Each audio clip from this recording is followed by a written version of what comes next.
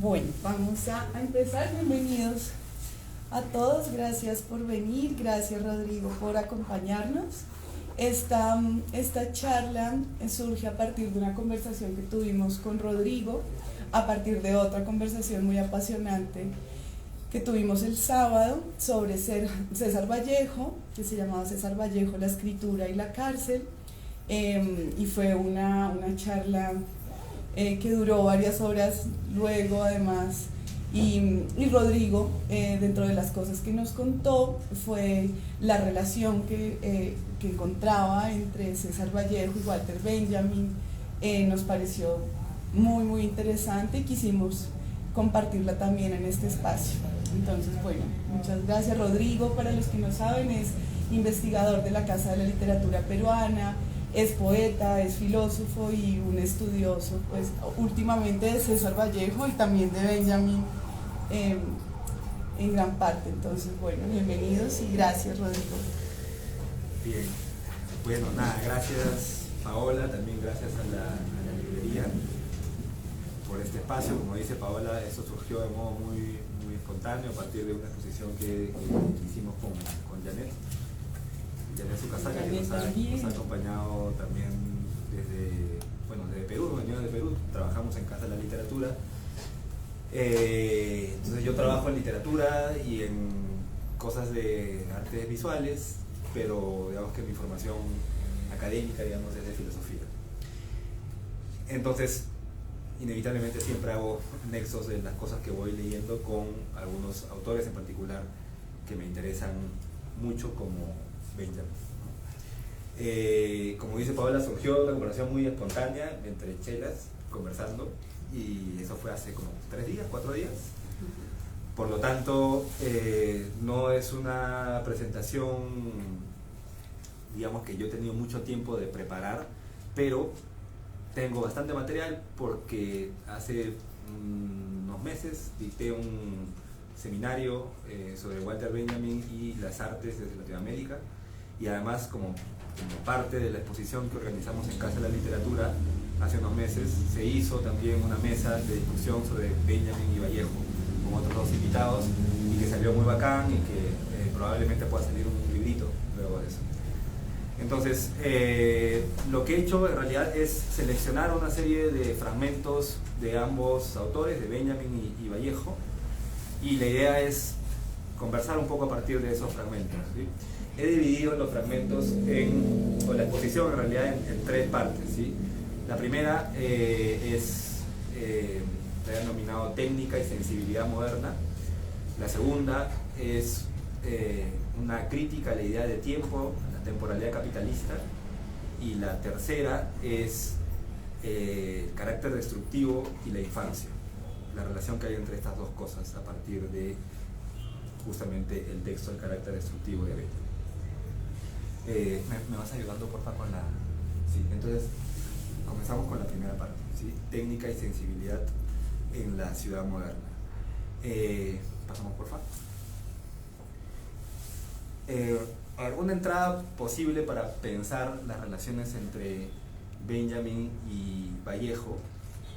O creo que debería empezar primero por un marco más general. Es sintomático y es alucinante en muchos casos ver las coincidencias que hay entre ambos autores, no solo a partir de sus modos de pensamiento, sino también a partir de datos biográficos. O sea, los dos nacen en 1892, mueren con un año de diferencia, Vallejo, bueno, con 2 años. Vallejo muere en 1938, Benjamin muere en 1940, mueren en circunstancias también los dos trágicas. Hay también relaciones en cuanto a sus acercamientos respecto a la ciudad moderna, ¿no? Los dos de algún modo dialogan con las vanguardias europeas de entreguerras. Los dos tienen una visión crítica de las relaciones entre industrialismo y ciudad moderna. Los dos tienen una manera poco ortodoxa de acercarse al marxismo. Desde el lado de Benjamin hay esta mezcla extraña entre misticismo judío y marxismo que uno no sabe bien cómo conciliar.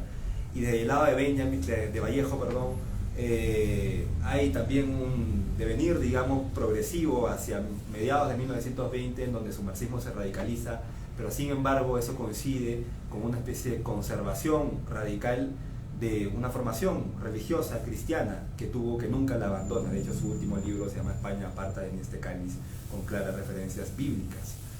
Entonces estas relaciones entre religión, capitalismo, un acercamiento, como digo, poco ortodoxo a las vanguardias, perdón, al marxismo, y su vinculación con las vanguardias, en particular con vanguardias que discuten el concepto de técnica en la ciudad moderna, desde el futurismo, el surrealismo y el dadaísmo. Creo que son las tres vanguardias que están siempre, digamos, circulando alrededor de los intereses de ambos, con perspectivas críticas muy distintas, porque vamos a ver seguramente más adelante, Vallejo, aun cuando escribe los poemas, creo, más vanguardistas, en un sentido de experimentación con el lenguaje radical, él nunca se dice vanguardista y más bien es declaradamente crítico con las vanguardias, ¿no? Se burla del futurismo, del surrealismo, a partir de, bueno, una serie de ideas que seguramente vamos a ir discutiendo. Entonces eso como marco general que nos permite como pensar a estos dos autores juntos. Ya en particular en este primer punto de pensar las relaciones entre técnica y sensibilidad moderna, un punto posible para comenzar a discutir y abordar las relaciones entre ambos autores es lo que le ocurre a Vallejo al llegar a París en 1923. Vallejo sale como radicalmente desarraigado primero de Santiago de Chuco, que es un pueblo en la sierra del Perú, muy pobre. Luego viaja hacia Trujillo, de Trujillo a Lima y de Lima a París. Hay como una constante sensación de desarraigo en Vallejo, y eso es algo que se experimenta de modo muy claro en su poesía, ¿no? Con Benjamin sucede algo parecido, con razones políticas mucho más concretas. Como sabemos, Benjamin, judío, era perseguido por el nazismo en ese contexto, y eso explicaba sus constantes devenires de una ciudad a otra. Una de las cosas que a ambos les llama más la atención o que intentan problematizar es qué ocurre con este París de la ciudad, o París como emblema de la ciudad moderna, o mejor dicho, el capitalismo moderno, ¿no? En los 20. Y los dos van a poner un foco particular en las reformas urbanísticas que hacia el siglo XIX ocurrieron en París, con el llamado Barón Haussmann, que también era denominado por Benjamin como el artista de la demolición.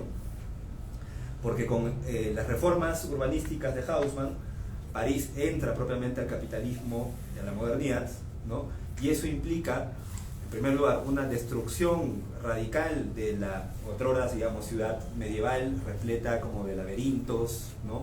Que permitían además, o que no permitían la agrupación masiva de gente. De hecho, Benjamin tiene una serie de textos muy interesantes sobre la idea de la masa en el siglo XIX, ¿no?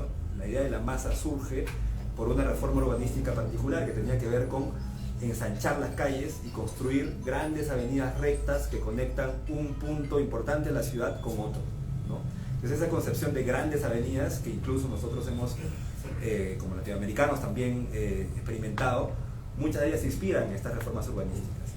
Y esto hace que la masa pueda estar reunida, hace que en el contexto de Napoleón III, que es donde ocurren las reformas urbanísticas de Haussmann, hace que los grandes batallones del ejército puedan movilizarse, por ejemplo, ¿no? Evita la posibilidad de barricadas, pero sobre todo crea la posibilidad de construir lo que Benjamin llamaba los pasajes, ¿no? Los grandes pasajes, que son conocidos además por este libro póstumo, el proyecto infinito de Benjamin, el libro de los pasajes, ¿no? Y estos pasajes hacían que uno pueda transitar por el medio y estar rodeado de grandes como escaparates en donde las mercancías se ubicaban, digamos, detrás de los escaparates. Entonces, esta idea de poder ver mercancías sin necesidad o sin la posibilidad automática de tocarlas, de usarlas, ¿no? Convertían en la lectura de Benjamin a las mercancías en grandes fetichismos, ¿no? Dividían además el valor de uso y el valor de cambio, ¿no? Siguiendo un poco el lenguaje marxista, pero para no irnos tanto por ese lado, pensando en Vallejo. ¿Qué implica esto para Vallejo? Implica que, acompañado de estas reformas haussmannianas, ¿no?, la ciudad se vuelve como una especie de retícula siempre como predecible, ¿no? Vallejo va a plantear hacia 1927, por ejemplo aquí en este fragmento que vemos, ¿no?, habla de cómo ha sido testigo de que por fin el Boulevard Haussmann, ¿no?, que empezó a construirse en 1857, termina de construirse en 1927, ¿no?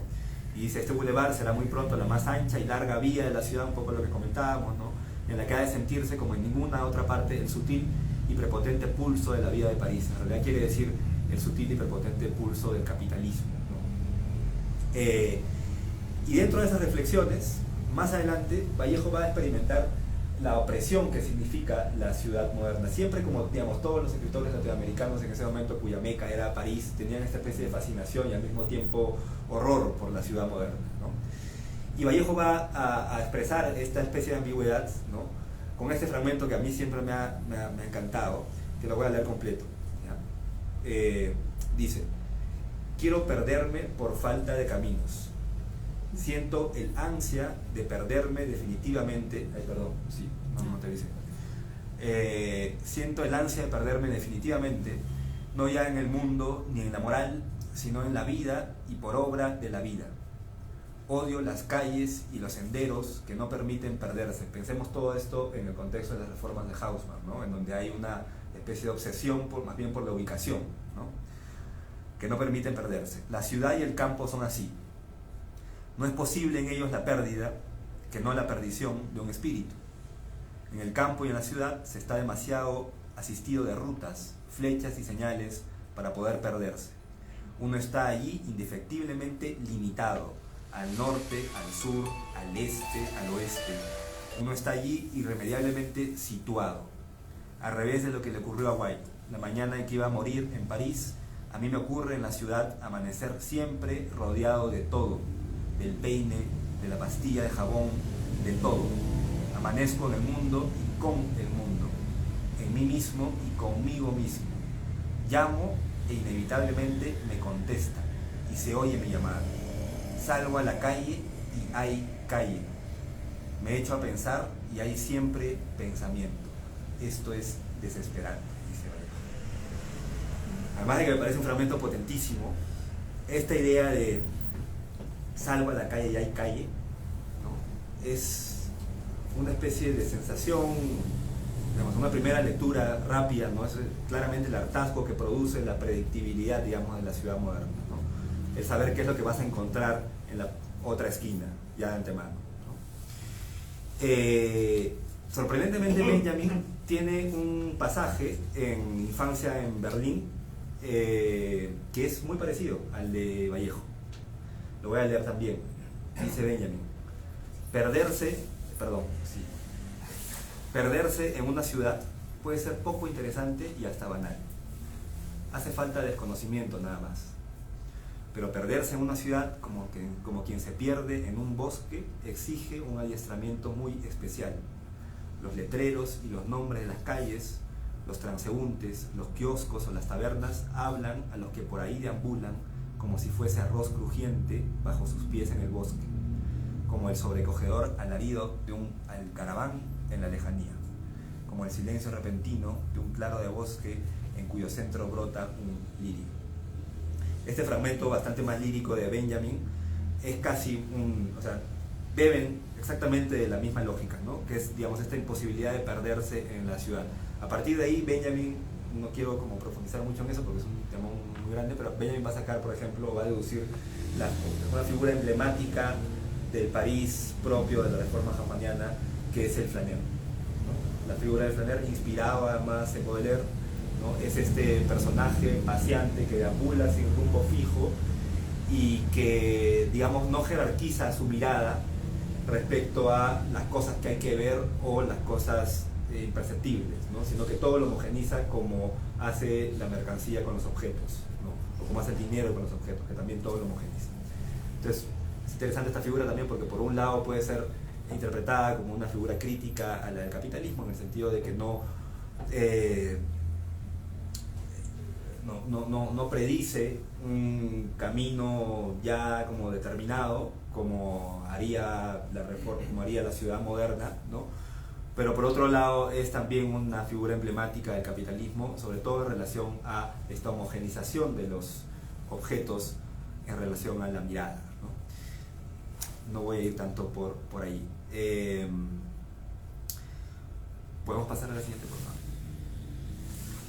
Entonces, lo interesante es observar cómo para Benjamin esta experiencia radical de la ciudad moderna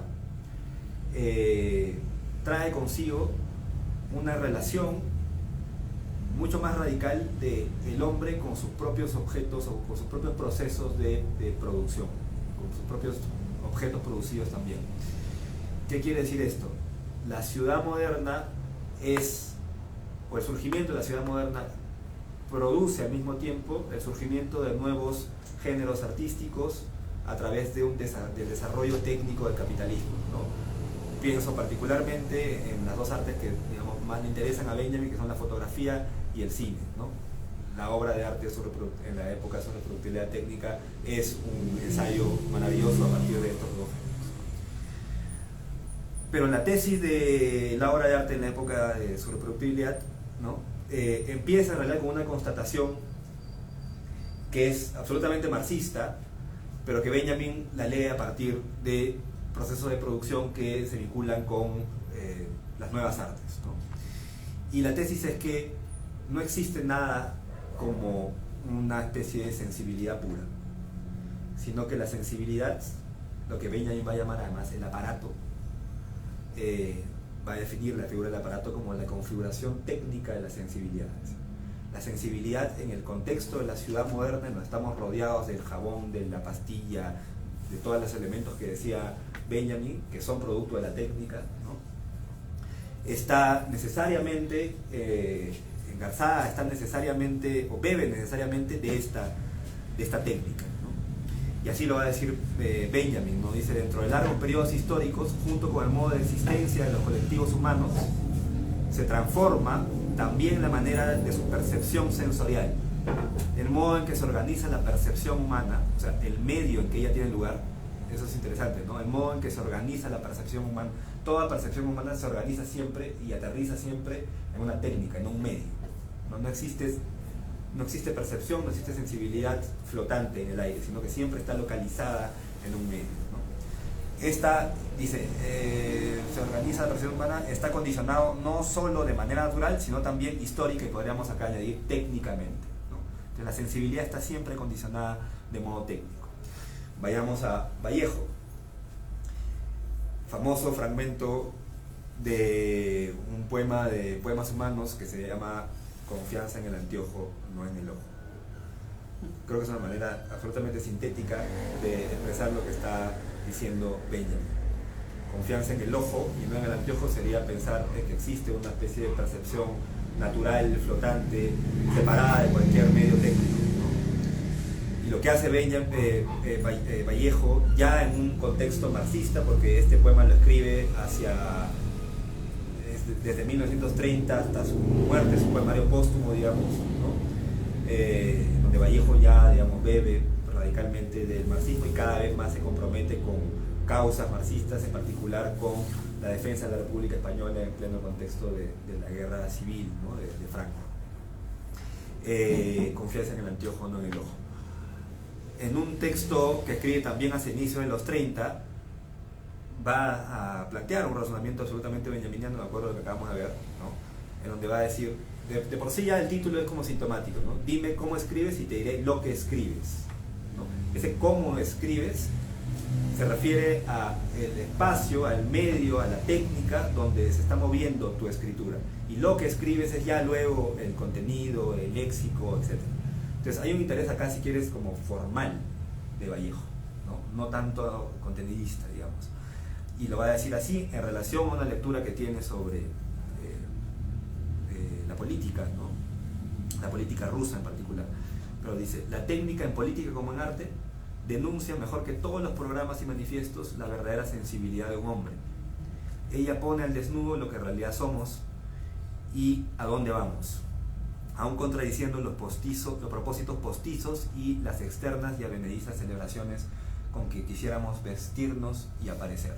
Entonces la técnica es más reveladora de lo que se podría pretender como una palabra desnuda, que es una, digamos, una manera de entender la poesía que bebe mucho del romanticismo, que bebe mucho del simbolismo, por ejemplo, y que de hecho Vallejo nace un poco de esa tradición. Sus primeros libros, como Los Heraldos Negros, están un poco en esa lógica, ¿no? Pero a partir de Trilce en adelante ya no puede entender la palabra y el lenguaje del mismo modo, ¿no? Y de hecho lo que vamos a ir viendo de a pocos es como Trilce es un ejemplo perfecto de esta configuración técnica, de una sensibilidad particular que, eso es una interpretación personal, se puede asociar, de acuerdo a una lectura de Benjamin, con una sensibilidad que surge a partir del cine, ¿no? Que tiene que ver con el montaje. Pero eso lo vamos a ir viendo de a pocos, ¿no? Tenía acá algunos otros fragmentos que me parece que son reveladores en ese sentido, ¿no? En el 27, el año que los biógrafos, digamos, cifran como el año clave en el que Vallejo, digamos, apuesta radicalmente ya por el marxismo, como un programa, digamos, dice lo siguiente, ¿no? Dice: sin empadronar el espíritu en ninguna consigna política propia ni extraña, suscitar no ya nuevos tonos políticos en la vida, sino nuevas cuerdas que den esos tonos, ¿no? Este fragmento leído al lado del autor como productor de Benjamin, que es un texto que Benjamin escribe también hacia finales de los 30, es absolutamente revelador de este nexo que queremos plantear entre ambos autores, ¿no? Porque lo que está diciendo Vallejo, acá lo traduzco un poquito, ¿no? Es que no se trata en la vanguardia de crear nuevos productos literarios, sino más bien de crear una nueva infraestructura de la palabra, una especie de nueva fábrica del lenguaje, ¿no? Y esto es una apuesta radical, ¿no? Porque de lo que se trata es de transformar las relaciones sociales, de producción, desde el lenguaje. Benjamin va a plantear este mismo concepto, como les dije hace un momento, en el autor como productor, a partir de una suerte de lectura que hace de la poesía y del pensamiento de Bertolt Brecht, que era su amigo, que hay unas cartas además entre ambos que son bellas, ¿no? Y va a plantear una reflexión a partir de un concepto de Brecht que es el que llama refuncionalización, que no voy a andar en ello, pero lo clave está aquí, ¿no? Podemos pasar a la siguiente, por favor, ¿no? Va a decir, Brecht, ¿no?, fue el primero en plantear a los intelectuales esta exigencia de gran alcance, dice: no abastecer al aparato de producción sin transformarlo al mismo tiempo, en la medida de lo posible, en el sentido del socialismo, ¿no? Entonces, ¿qué significa no abastecer al aparato de producción sin que eso no implica al mismo tiempo una transformación radical de aquello que te permite decir, ¿no? O sea, no inventar nuevas palabras. Uno no es vanguardista porque inventa de pronto nuevas palabras, ¿no? Uno es vanguardista porque entiende que la posibilidad de decir ciertas palabras está condicionada siempre a nivel social, a nivel político, a nivel técnico, y de lo que se trata es de transformar esas condiciones sociales que procuran el aparecer de las palabras, ¿sí? Entonces Vallejo es bien cachoso y es burlón con estas vanguardias futuristas, por ejemplo, ¿no?, que dicen ser vanguardistas y muy modernas solamente porque cambian de léxico, dice, ¿no? Entonces, ahora podríamos pensar también, ¿no?, es cierto, toda una revolución de la poesía joven que dialoga constantemente con el internet, ¿no?, y utiliza en sus poemas la palabra chat y Facebook y Instagram, etcétera, etcétera. Y quizás habría que preguntarse con Benjamin y con Vallejo si eso es suficiente para pensar en una nueva poesía, ¿no? Ahí lo que estaría diciendo Vallejo, que estás transformando el léxico, pero de lo que se trata es de revolucionar la sensibilidad que le da sustento a ese nuevo léxico, ¿no? Bueno, lo dice literalmente aquí, ¿no? Sí, pasamos al siguiente, por favor, ¿no? En Poesía Nueva, ¿no? 1926, dice: Poesía nueva ha dado a llamarse a los versos cuyo léxico está formado de las palabras cinema, motor, caballos de fuerza, avión, radio, jazz band, telegrafía sin hilos, ¿no? Acá está refiriendo básicamente al futurismo, ¿no? Y en general de todas las voces de las ciencias e industrias contemporáneas. No importa que el léxico corresponda o no a una sensibilidad auténticamente nueva. Lo importante son las palabras para estas vanguardias que critica Vallejo, ¿no? Y luego dice, pero no hay que olvidar que esto no es poesía nueva ni antigua ni nada. Los materiales artísticos que ofrece la vida moderna han de ser asimilados por el espíritu y convertidos en sensibilidad.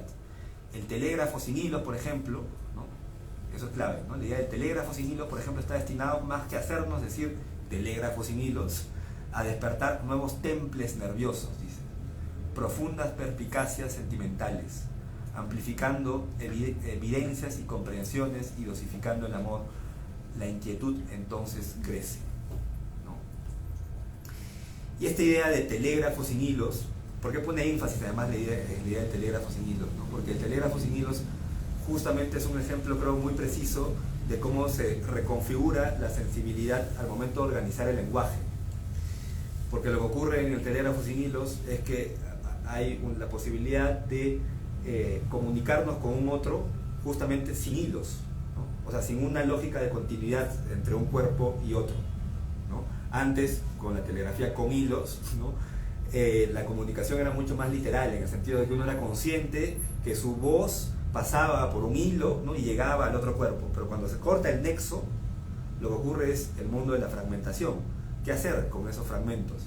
La respuesta de Benjamin es el montaje, ¿no? Y el cine está construido en base a esa idea de un mundo fragmentado en donde lo que se trata ahora ya no es de generar continuidades, sino más bien de montar un pedazo de realidad con otra, a ver qué sucede. Y de hecho muchas vanguardias beben de esta estética, ¿no? Que está expresada, por ejemplo, en los manifiestos futuristas, en la idea ellos hablan de la imaginación sin hilos, ¿no? Es lo equivalente, ¿no? En la idea de cortar los nexos sintácticos en el poema, la idea de dejar de puntuar, por ejemplo, ¿no? La puntuación, o sea, la coma, el punto, eso sería lo equivalente al hilo, porque te conecta un sentido o un determinado sintagma, no sé, una parte de una oración con otra, ¿no? Pero cuando cortas eso, de pronto ya tienes choque, montaje. Entonces eso nos lleva al segundo punto, ¿no? Que es el de la crítica a la temporalidad capitalista, ¿no? Pasamos por Benjamin, en su texto tesis de filosofía de la historia, en la tesis 12, ¿no? Va a plantear esta idea que también es como fundamental y sintomática para pensarlo a Vallejo, ¿no? Dice, propio del pensar no es solo el movimiento de las ideas, ¿sí? No es solo el movimiento de las ideas, sino igualmente su interrupción. Cuando el pensar se para de golpe en medio de una constelación saturada de tensiones, provoca en ella un shock que la hace cristalizar como mónada, algunos lo traducen como imagen dialéctica, ¿no? Propio del pensar no es solo el movimiento de las ideas, sino también su interrupción, ¿no? Benjamin tiene muchos fragmentos muy bellos sobre cómo uno aprende justamente a través de la repetición, a través del tropiezo, no a través del piloto automático, ¿no? Como si fuera una línea ya determinada el pensamiento, ¿no?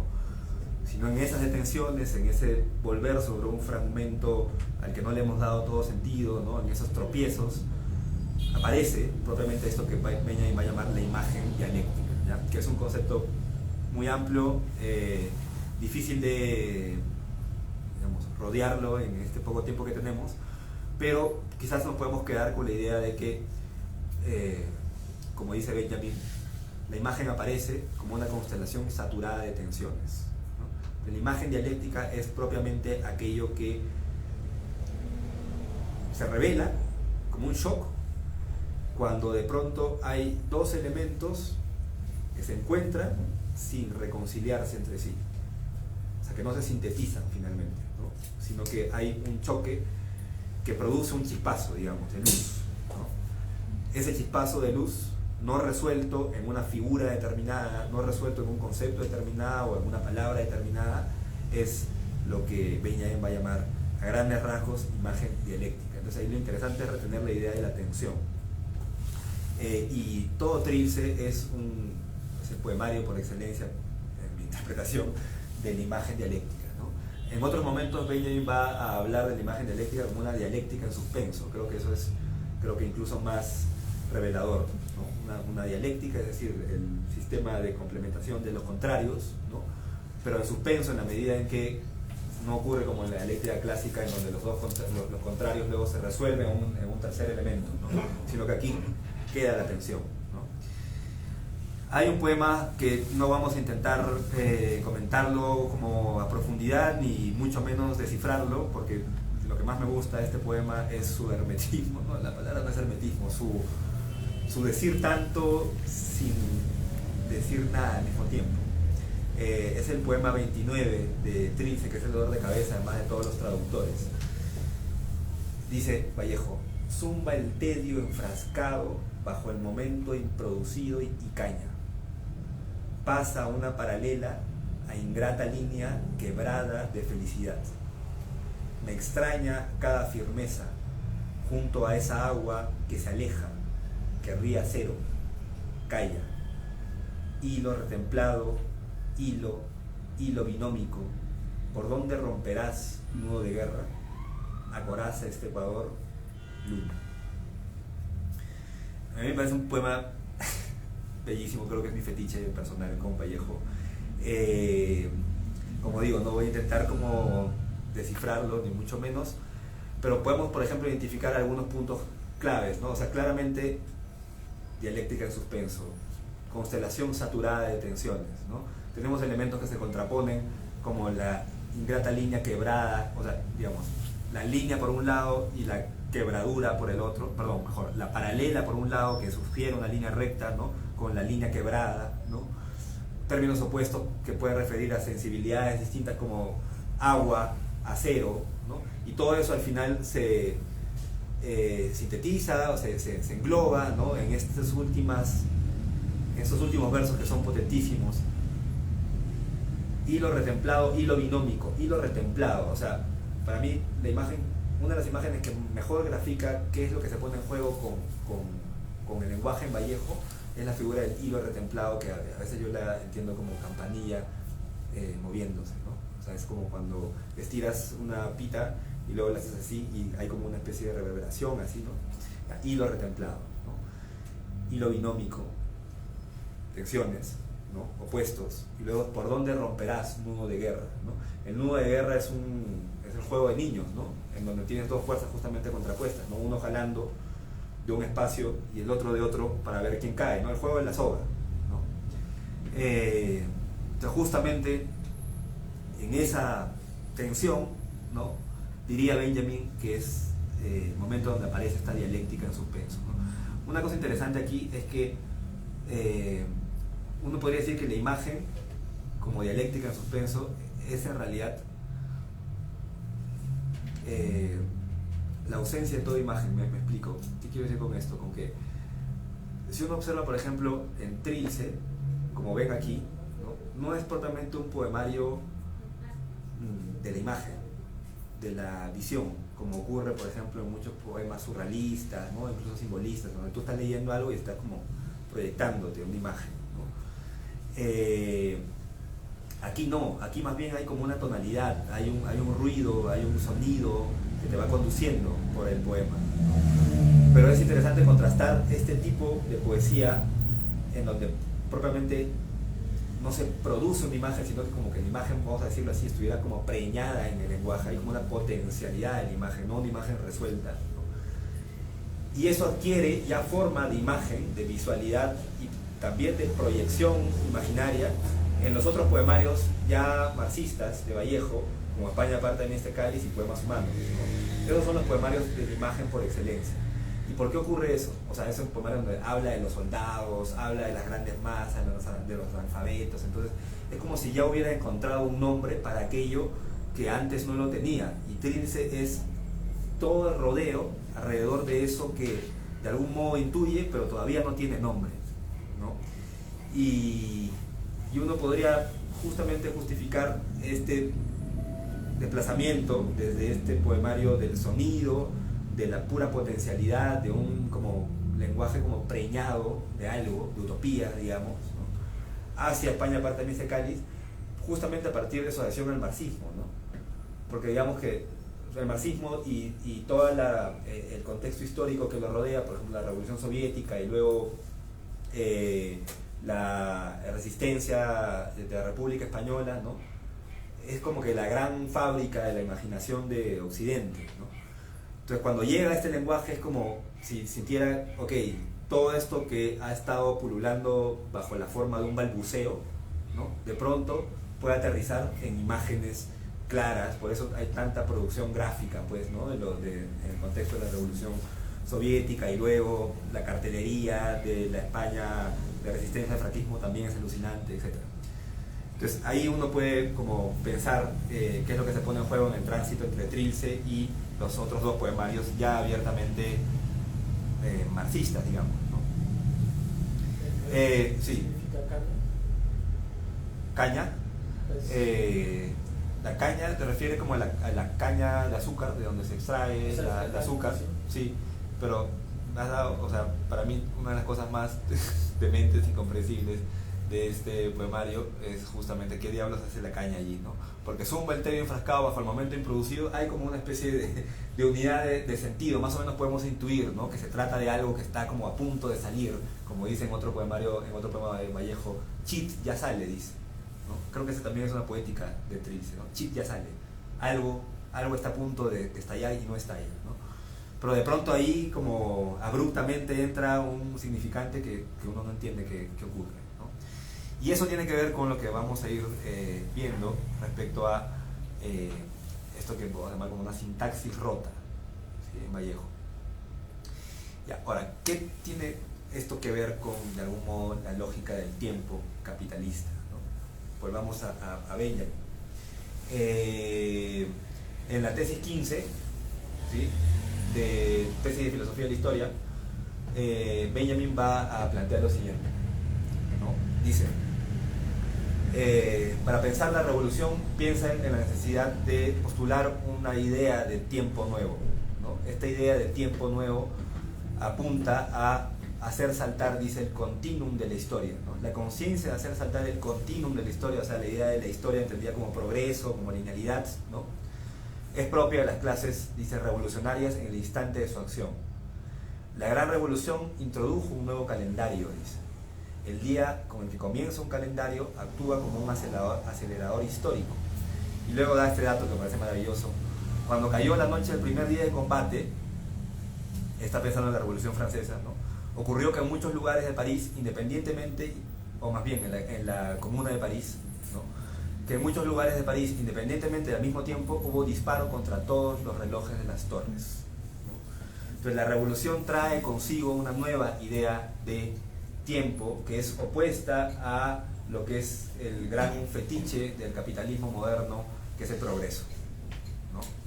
Entonces, ¿cómo hacer poesía desde esta lógica negativa del progreso, desde esta crítica del progreso? Vallejo nos da algunas pautas, algunos versos por allí suelta, como este, que también casi podría dialogar perfectamente con la idea de disparar los relojes de las torres cuando se está haciendo la revolución. Dice: el tiempo tiene con H mal escrita, tiene miedo 100 pies a los relojes, ¿no? El tiempo tiene miedo 100 pies a los relojes, ¿no?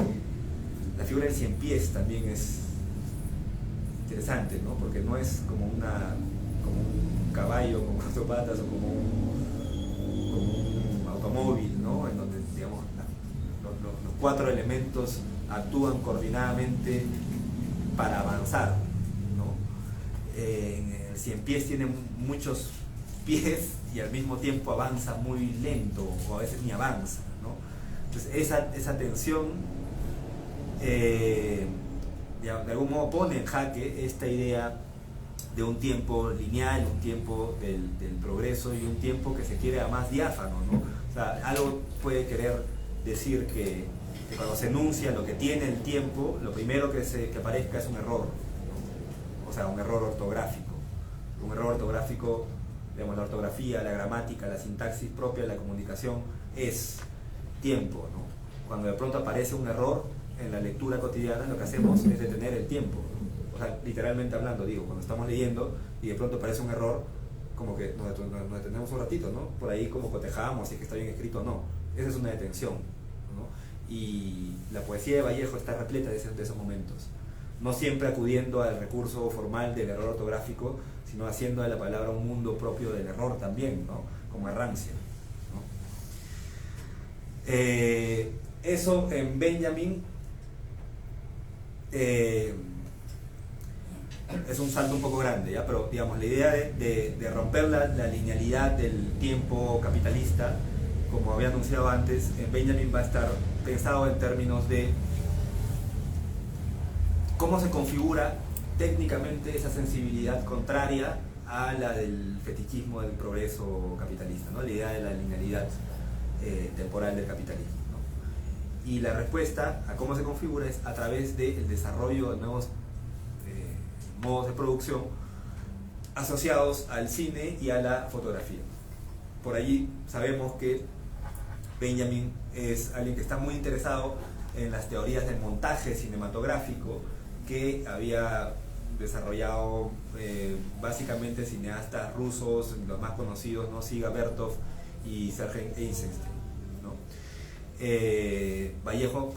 Benjamin en la obra de arte en la época de su reproductibilidad técnica, ¿no? Tiene fragmentos en donde piensa la idea del montaje al lado de estos autores, algún otro como Abel Gans, por ejemplo, del que también escribe Vallejo, ¿no? Y en el libro de los pasajes va a plantear una idea clave, que bueno, la cita acá Susan Bambors, en torno a cómo definir este montaje, ¿no? Y lo pone de modo muy sintético, dije. Todo montaje son imágenes discontinuas que se superponen unas a otras en una serie continua. ¿Sí? Imágenes discontinuas que se superponen unas a otras en una serie continua. Tinjanov, un teórico ruso, de algún modo dialogando con Benjamin, ¿no? Va a plantear esta idea de que el montaje es justamente el hijo, dice, del mundo discontinuo, ¿no? Recuerden que el mundo discontinuo tiene que ver justamente con esta idea de la fragmentación, ¿no?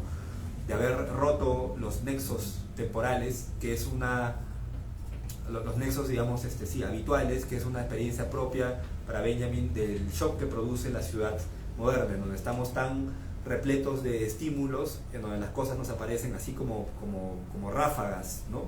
De sensaciones, y nos cuesta ordenarlas todas en una lógica, digamos, temporal, ¿no? Y así lo dice Tinjanov, dice: el montaje no consiste en la unión de imágenes, sino más bien en la sucesión diferencial de las mismas, ¿no? El cine es hijo del mundo discontinuo. Entonces, esto es algo que habría que desarrollar, digamos, más con mayor paciencia y con mayor profundidad, digamos, revisando también la influencia que pudo tener el cine en Vallejo. Pienso, digamos, literalmente en cosas también biográficas, ¿no? En el sentido de que habría que ver cuál era el lugar y la importancia del cine en Vallejo cuando escribe, por ejemplo, Trilce, ¿no? Se sabe que el cine había llegado también a inicio de siglo a Perú, ¿no? A Lima en particular, y Vallejo seguramente debió ver mucho cine, pero digamos que no hay mucha documentación sobre eso, ¿no? Esa es una libre interpretación que yo hago, porque estoy haciendo una trampa en el sentido de que estoy interpretando, por ejemplo, versos de Trilce, que escribe en 1922, ¿no? A partir de la experiencia más fuerte que tiene el cine, que es cuando Vallejo ya va a París. Entonces ahí había como, o sea, en 1923, que es posterior, ¿no? Entonces estoy como releyendo algunos fragmentos de Trilce a partir de una experiencia posterior a Trilce, pero bueno, no solamente de Trilce, sino también hay algunas cosas de poemas humanos, ¿no? Entonces, lo que quiero mostrar es que como esta idea de sucesión diferencial de imágenes, ¿no? Esta idea de escribir, no mediante una linealidad comunicativa, con nexos lógicos muy identificables, sino más bien haciendo como saltos sintácticos. O sea, un salto sintáctico es un Valterio enfrascado bajo el momento improducido y caña. Parece haber venido de otro universo, ¿no? Ahí no hay como una concatenación lógica entre uno y otro. Bueno, Vallejo, como digo, juega mucho con esas fracturas, ¿no? Entonces, lo que en Benjamin se entiende como montaje, nosotros podemos entenderlo con Vallejo como saltos sintácticos. Hay dos autores, uno peruano y uno español, que reiteran una idea que me parece sumamente estimulante, interesante. A partir de un verso de Vallejo que es este, de Trilce 8, dice Vallejo: mañana es otro día, alguna vez hallaría para el ifalto poder entrada eternal. Ya, lo primero que uno se pregunta es qué diablos es ifalto, ¿no? Bueno, ifalto es una palabra que viene de la ornitología, el estudio de las aves, ¿sí? Es una palabra súper caleta. Vallejo era, como lo conversamos la otra vez, no era alguien muy interesado en la biología, de hecho fue profesor de biología en la escuela, ¿no? Tiene muchas referencias al mundo natural también. Y falto refiere a ciertas aves que avanzan dando saltitos, que no avanzan linealmente, o sea, que no vuelan, ¿sí? Sino que avanzan dando como saltitos de un espacio a otro, como el avestruz o como el ñandú. Acá he puesto ñandú. ¿Qué diablos tiene que ver esto con la poesía de Vallejo? Bueno, estos autores, Mario Montalbetti y Miguel Casado, español, Mario Montalbetti, poeta peruano, ¿no? Plantean que la poesía de Vallejo bebe mucho de esta idea de avanzar dando saltitos, que el tiempo lo vive dando saltos, ¿no? O sea, romper el continuum de la historia, decía Benjamin. Vallejo podemos pensar, escribir dando saltos, ¿no? Saltos sintácticos justamente, ¿no? Y podría parecer una interpretación así arbitraria, pero de hecho ellos hacen un estudio y muestran cómo la mayoría de animales que aparecen en la obra de Vallejo son animales que avanzan ifálticamente, no sé si existirá esa palabra, ¿no? Pero avanzan justamente dando saltos. Hay muchas referencias al avestruz, al ñandú, etc. Entonces desde allí uno puede interpretar, por ejemplo, poemas o versos como este, ¿no? Bueno, este piano viaja para adentro, dice, viaja en saltos alegres, clavado en 10 horizontes. Pero estos cortes temporales paradójicos, absurdos, ¿no? Acaba de pasar el que vendrá, dicen poemas humanos, ¿no? Acaba de pasar el que vendrá. Luego en Trilce 15 dice: en el rincón aquel donde dormimos juntos tantas noches, ahora me he sentado a caminar, ¿no? Ya, ese tipo de justamente juegos con la sintaxis, ¿no? De algún modo pueden beber de esta estética del montaje cinematográfico que aparece también a su modo, a mi entender, expresada en este verso de Poemas en prosa de Vallejo. Dice: 4 conciencias simultáneas enrédanse en la mía, ¿no? Justamente a propósito del simultaneísmo que trae consigo el cine y del cual, por ejemplo, el futurismo también habla mucho. El último punto que quería tratar, para pasar luego, o sea, a conversar, es cómo en ambos autores hay una lectura muy fina y muy ligada a la experiencia propia de la infancia. Hay muchas maneras de entrarle a la infancia en Vallejo, quizás la más asidua, o sea, la más recurrente y por allí, para mí al menos como la menos interesante, es la idea de la infancia entendida meramente como nostalgia, ¿no? Como el recuerdo de lo que ocurría en su pueblo natal. Digamos, eso está muy presente en la obra de Vallejo, pero lo más interesante no es constatar, digamos, el recuerdo en sí mismo, o sea, la experiencia ya pasada, sino más bien cómo se monta ese recuerdo en el presente, a propósito del montaje, ¿no? Lo cual implica siempre de nuevos saltos temporales. Creo que la conversación que tuvimos hace unos días, cuando hablábamos de la letra y la cárcel, ahí hablábamos de un poema en donde también está él encerrado en una celda, ¿no? Y el cierre, en donde él se siente como atosigado por las 4 paredes de la celda, ¿no? Acurrucado por los 4 rincones, dice. Al final dice: Nativa, Adelita, Miguel, ¿no? Refiriendo a sus hermanos, ¿no? Están por ahí, ¿no? estoy parafraseando obviamente, y al final dice, sí, por favor, dígame si está, no vaya a ser que el único recluso sea yo, dice, que es una manera también magistral de pronto estar en un espacio carcelario, extrañando a su familia en Santiago de Chuco, y al final, con un mínimo gesto, vuelve al espacio carcelario con la idea del el único recluso, ¿no? O sea yo. En fin, eso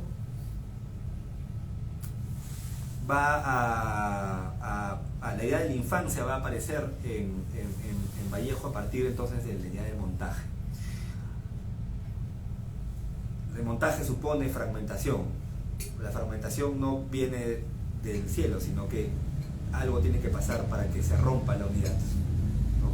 Para que se rompa algo, ¿no? La fragmentación es producto de una destrucción previa, ¿no? Entonces, a mí me parece que una línea bien interesante para pensar a ambos autores es a propósito de la relación que se establece entre infancia y lo que Benjamin va a llamar el carácter destructivo, que es un texto bellísimo, cortísimo, del 31, en donde para mí es también uno de los textos más bellos de Benjamin, ¿no? Y al leerlo, de nuevo, me era inevitable pensar en Vallejo, en particular en Trilce, y también en el contexto de recepción de Trilce. Como saben, Vallejo escribe Trilce, todo el mundo le saca el Michi o lo ignora, ¿no? Y bueno, como le pasa a muchos, en realidad él muere muy olvidado, no reconocido, ¿no? Su reconocimiento realmente aparece desde los 60, 70 en adelante, en Perú al menos. Bueno, Benjamin va a decir lo siguiente sobre el carácter destructivo. Va a decir: el carácter destructivo solo conoce una consigna, hacer sitio, solo una actividad, despejar. Su necesidad de aire fresco y espacio libre es más fuerte que todo odio. El carácter destructivo es joven y alegre. Al carácter destructivo no le ronda ninguna imagen, tiene pocas necesidades y la mínima sería saber qué es lo que va a ocupar el lugar de lo destruido. Por de pronto, por lo menos por un instante, el espacio vacío, el sitio donde estuvo la cosa que ha vivido el sacrificio. Enseguida habrá alguien que lo necesite sin ocuparlo. Me parece que es un fragmento que es la poética de qué significa el arte, para mí, digamos, en mi interpretación personal. Pero también es una gran chiquita bueno, chiquita le decimos en Perú ¿cómo se dice? ¿Cómo se diría aquí? ¿Ah? ¿Un ataque indirecto? Una indirecta, ¿no? Un ataque, pero así indirecta, caleta le decimos nosotros. A la idea de la famosa crítica constructiva que nos meten en el colegio, ¿no? Toda crítica tiene que ser constructiva, y Vallejo está diciendo, Benjamin está diciendo, no, el carácter destructivo tiene un valor fundamental, que es dejar un espacio vacío, y habrá un momento en el que alguien, como dice, lo necesite sin ocuparlo. Necesitar ese espacio vacío sin ocuparlo es hacer arte, para mí, o escribir poesía, ¿no? ¿Y qué tiene que ver esto de algún modo con Trilce, ¿no? O sea, Trilce se entiende también como la experiencia radical del lenguaje y la experiencia más destructiva del lenguaje. O sea, hace trizas el lenguaje con Trilce, Vallejo, ¿no? Y uno podría pensar eso solo en términos como iconoclastas, como vanguardistas en el sentido más lato del término, ¿no? Pero creo que es mucho más, porque justamente, como diría Benjamin también allí, el carácter destructivo tiene el valor de abrir un nuevo camino, ¿no? En la medida en que hace espacio, hace sitio, para que otra cosa nueva de pronto irrumpa y tenga por dónde conducirse, ¿no? Entonces es el valor positivo, digamos, de la destrucción. Ese carácter destructivo se puede pensar históricamente como lo he planteado ahora, pero también podría pensarse en términos de cómo se vincula Vallejo con su propio proceso creativo, ¿no? Y hay algunas reflexiones de Vallejo y también de un amigo muy cercano suyo que pertenecía al mismo grupo, que se llama el Grupo Norte, del que sale Vallejo en Trujillo, que es Antenor Orrego, que escribe el primer prólogo de Trilce, ¿no? Y él dice algo muy ligado a esta idea de carácter destructivo, ¿no? Y que podríamos ligarlo luego a la idea de la infancia. Vamos a verlo. Dice, César Vallejo ha destripado los muñecos de la retórica, los ha destripado ya. El poeta quiere dar una versión más directa, más caliente y cercana de la vida. El poeta ha hecho pedazos todos los alambritos convencionales y mecánicos. Quiere encontrar otra técnica, ¿no? El hacer pedazos todos los alambritos convencionales y mecánicos, en el lenguaje en el que lo hemos estado discutiendo, es hacer pedazos la sintaxis, ¿no? Los alambritos mecánicos son justamente estos nexos sintácticos que unen un, digamos, sintagma con otro dentro de una oración, ¿no? Y eso es lo que hace constantemente Vallejo.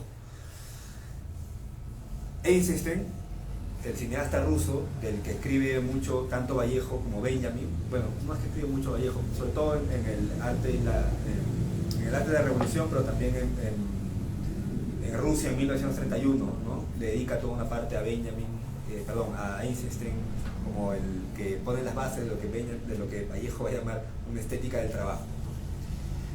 Pero bueno, es un autor que está flotando, digamos, en el momento, y sin lugar a dudas ambos dialogan con él, ¿no? Bueno, me encontré con un párrafo de Eisenstein que es también casi una especie de calco de lo que vimos de Antenor Orrego en relación a Trilce, ¿no? Dice, todo niño decente, y acá añade, digamos, la figura del niño, ¿no? Dice, todo niño decente hace tres cosas: rompe los objetos, destripa las muñecas, que casi pareciera que Antenor Orrego ha leído este párrafo, porque él habla de destripar los muñecos en la retórica. Se queda, destripa las muñecas o los relojes, a propósito de lo que hablábamos también hace un toque, o los relojes para conocer qué llevan dentro. Atormenta a los animales. Y él dice, yo fui un niño malísimo. En mi infancia no hice ninguna de esas tres cosas, pues tal vez por eso me vi obligado a ser director de cine. Los relojes, no desmontados a su tiempo, se convirtieron para mí en la pasión de hurgar en los arcanos y en los muelles del mecanismo de la creación, ¿no? A propósito justamente de la idea del montaje, su idea particular de pensar en el montaje. Y por último, hay un fragmento de Charles Baudelaire con el cual Benjamin está dialogando constantemente para postular la idea de Flaner, pero también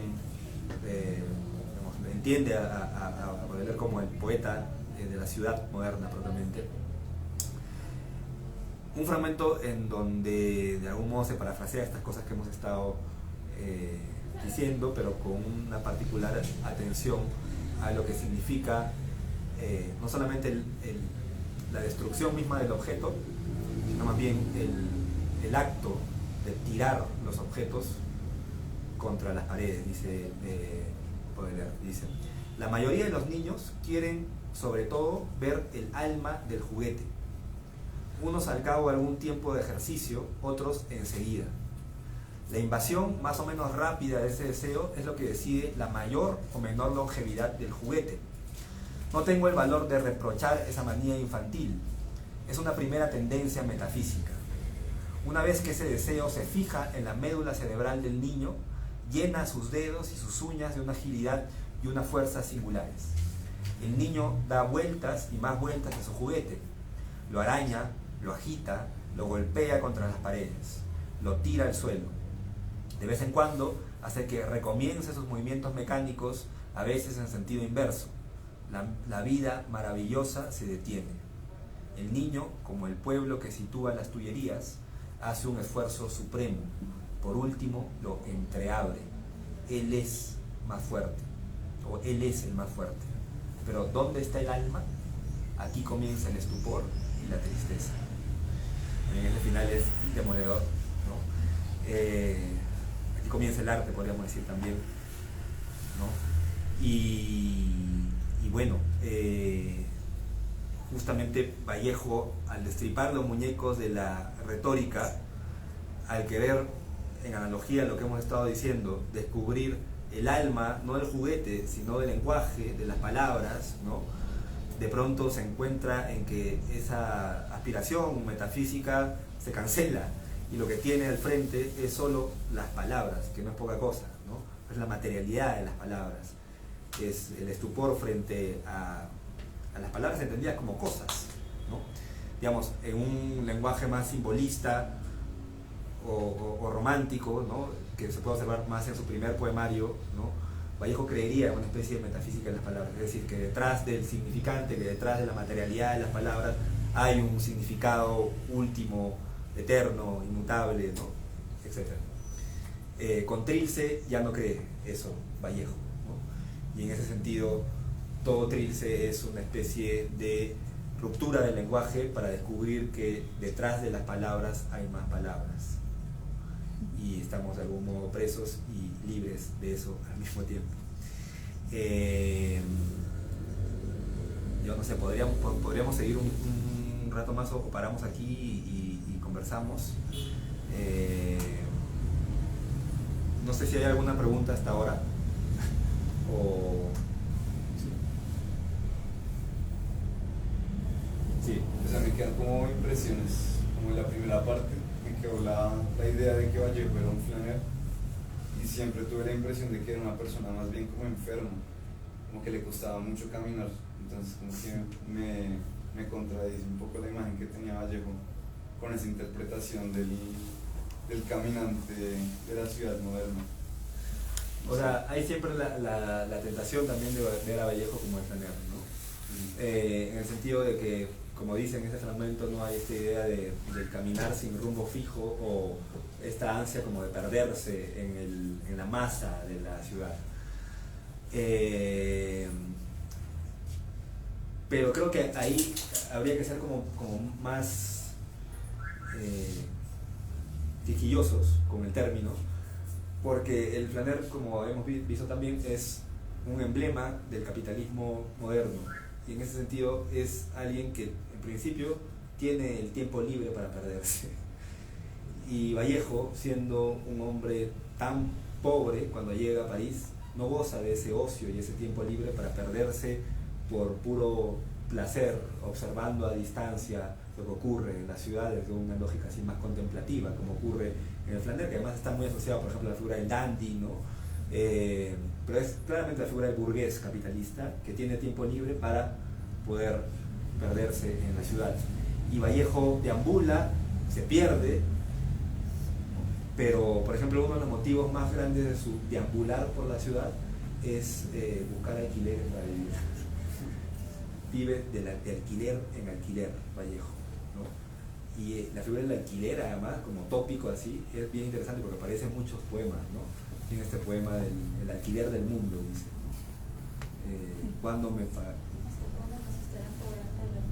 ¿Hasta cuándo nos estarán cobrando el alquiler del mundo? ¿No? Que es también una imagen así potentísima.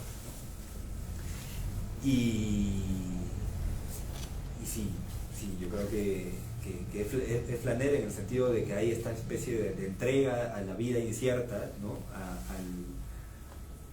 al deambular sin un rumbo fijo determinado, ¿no? Pero ese deambular hay que entenderlo también como necesidad. La migración es para Vallejo también una necesidad, no un puro placer del tiempo libre, ¿no? Pero lo más paja de Vallejo es que justamente nos hace creer que todo esto es como un juego, ¿no? O sea, que Trilce es es la encarnación justamente del tiempo libre, en la medida en que las palabras no responden a una lógica instrumental, ¿no? Sino que se mueven en otro registro, en otro rango, ¿no?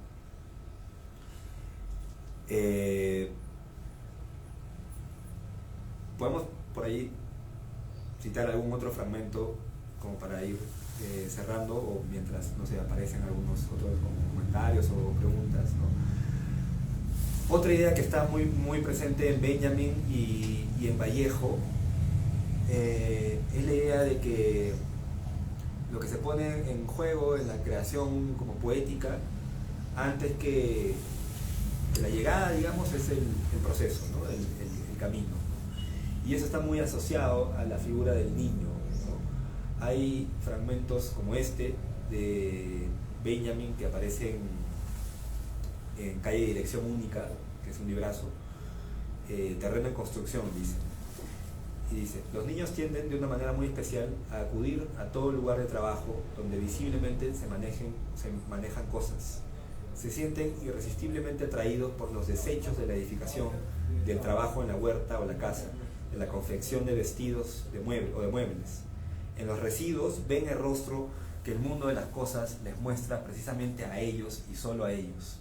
No tanto porque con ellos reproduzcan las obras de los adultos, sino más bien porque con las cosas que se hacen jugando entre sustancias de muy diversa índole, crean una nueva y caprichosa relación. Que es también, me parece, un fragmento que podría dialogar perfectamente con Vallejo, ¿no? La idea de sentirse atraído por los residuos de la edificación es lo mismo que hace Vallejo con Trilce, ¿no? Se siente atraído precisamente por los residuos del lenguaje, ¿no? Y con eso construye un juguete verbal nuevo, ¿no? Pero también la idea del proceso en Vallejo, como el niño que está centrado más en el... O sea, yo tenía a mi sobrinito que conviví con un tiempo con él hace unos meses que estuve en España, ¿no? Y bueno, fui a una residencia de investigación en donde uno de los temas a discutir era la relación entre infancia y poéticas experimentales, ¿no? Pero infancia entendida como un estado de lenguaje, en el sentido de que infancia viene de infans, que significa el que no habla, ¿no? El que no ha accedido al lenguaje. Entonces eso me parecía que era una excusa perfecta para pensar justamente estos poemas o estos trabajos que están siempre como en el límite del significado, ¿no? Lindando con el balbuceo, como ocurre con Trilce, ¿no? Y entonces alrededor de ese trabajo como hacía algunos ejercicios con mi sobrinito que recién aprendía a escribir, ¿no? Y ahí uno descubre lo que dice Benjamin, ¿no? El énfasis en el trabajo, en el proceso que ponen los niños, ¿no? Porque cuando el niño mueve la mano para dibujar algo o para escribir una palabra, no tienen miras la palabra completa, no tienen miras lo que va a significar esa palabra, sino que todo lo que su atención y su concentración pone en juego está en el mismo trazo, en el momento en el que el trazo se desvía, en el momento en el que además tienen la costumbre los niños de, mientras escriben, tienen que hacer otra cosa. Están o hablando, o sea, ¿no? La típica de que mientras están dibujando te va contando la historia, ¿no? Entonces ahí hay como hay dos líneas de tiempo que se cruzan, ¿no? En cualquier caso no estoy escribiendo para llegar a algo, para comunicarme, ¿no?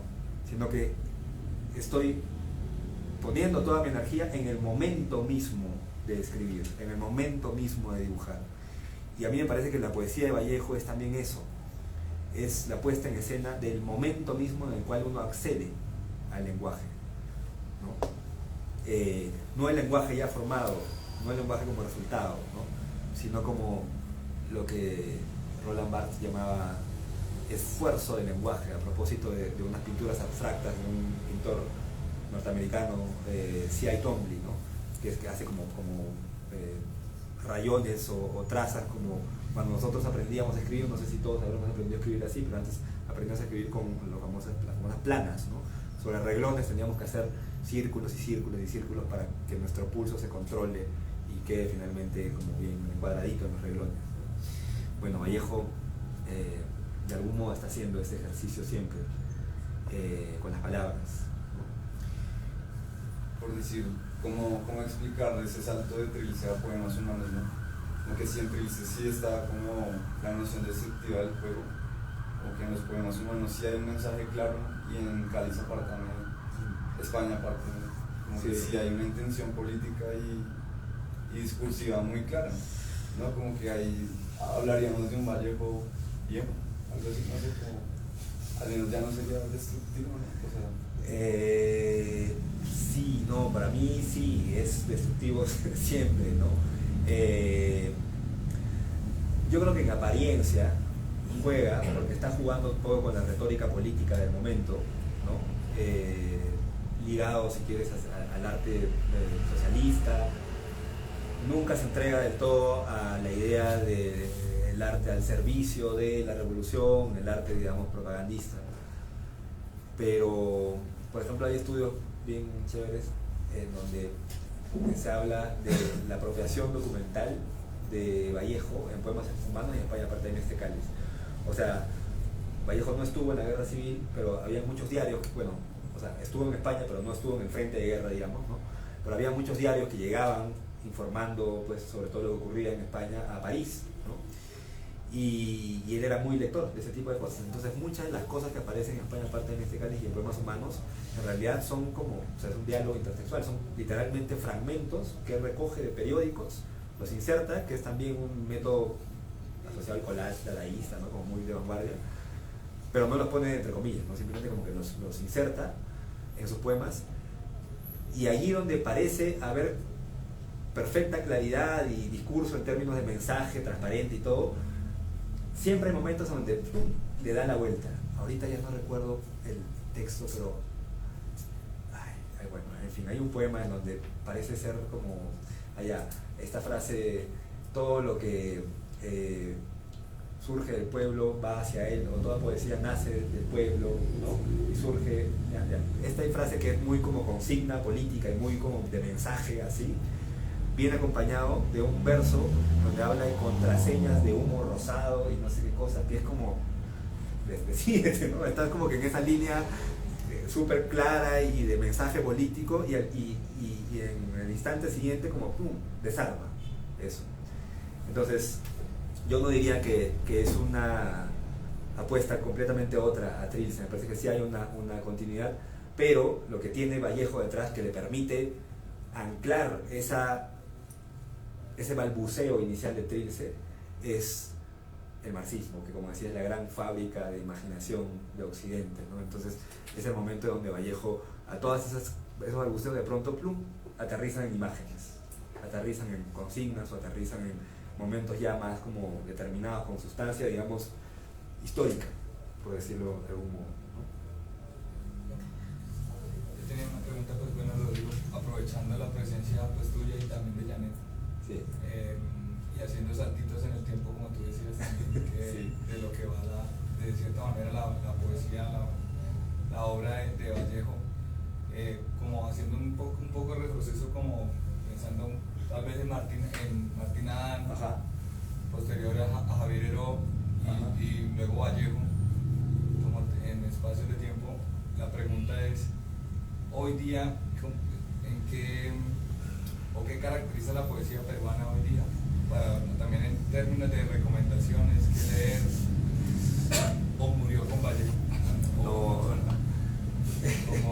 O sea, lo más jodido es que Vallejo le da toda la vida a la poesía, pero al mismo tiempo le pone toda la presión del mundo, porque cómo escribir después de Vallejo, ¿no? Lo que le pasa a las grandes tradiciones literarias en Latinoamérica, ¿no? Como que uno tiene...